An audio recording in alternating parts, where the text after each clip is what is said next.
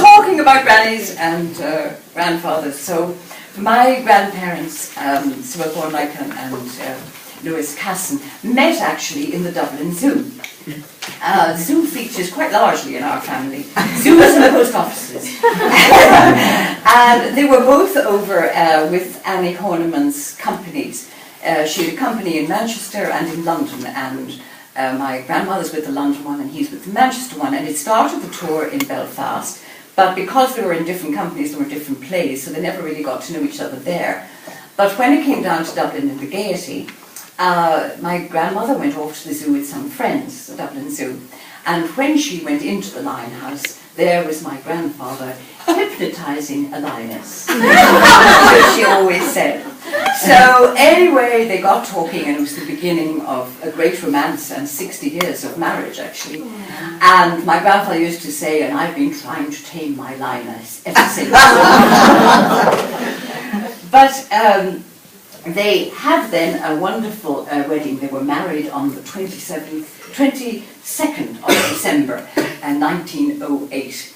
And again, funny enough, they were in Ireland. They were acting in Cork, in the Bernard Shaw's widowers' houses. And so Saturday night they shot, apparently it was a very quick performance that night. They ran for the train, got the train up to Dublin, then across by sea and ended up in Aylesford, where her father was the vicar. They were very high Anglican. She had 2 bishops in the family, and he was the vicar, and my great-grandmother played the organ. They had a real duo act. And he was a very dramatic figure. He would give wonderful speeches and sermons. And anyway, the wedding went off wonderfully well, and he brought her up the aisle, and the 2 bishops were at the top, and then my great-grandmother was thumping away at the organ with great gusto. And they came out of the village, and they had a horse carriage, and the village band led them to the station, and all the villagers were agog and followed them. So that was the beginning of their very happily married life, and as I said, they were over 60 years married. But my grandmother went on to become a very well-known star, really, and a great lot was due to my grandfather, because he was an excellent director, and he directed her in many plays, and of course he was an actor as well, but he was very, very keen on speech and the proper technique, so he really worked on that with her. But above all, because she was a very emotional, vibrant actress, and she was always could be a little bit over the top quite a lot, so he squashed her a lot.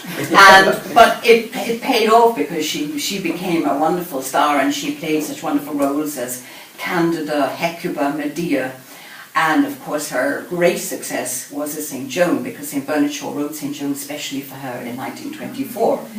She was heading 40 when she played the part, but because she was so young in her outlook, she carried the part off beautifully. But also her great advantage was, in the First World War, a lot of the actors went to fight in the army, so there weren't enough male actors going around. So at the time she was in the Old Vic with Lillian Bayliss, and she was given all the male parts, so she played all the leading men and had a wonderful time. Nobody subdued her, and my grandfather was away at war, so nobody kept her in check.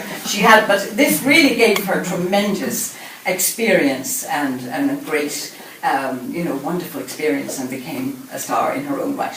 So now your granny. My granny wasn't too bad either. No, she had 4 sisters and a brother, and the girls played the harp. But they had a very eclectic youth and upbringing. They spoke Irish at home, of course, but my grandmother decided she spoke fluent French, Breton, Welsh, Scots Gaelic, and my uncle married a German girl, so she learned German then, and then Italian towards the end. She's a wonderful linguist, and so she used to read us stories as kids, in Welsh, and translate them into Irish directly, without even thinking.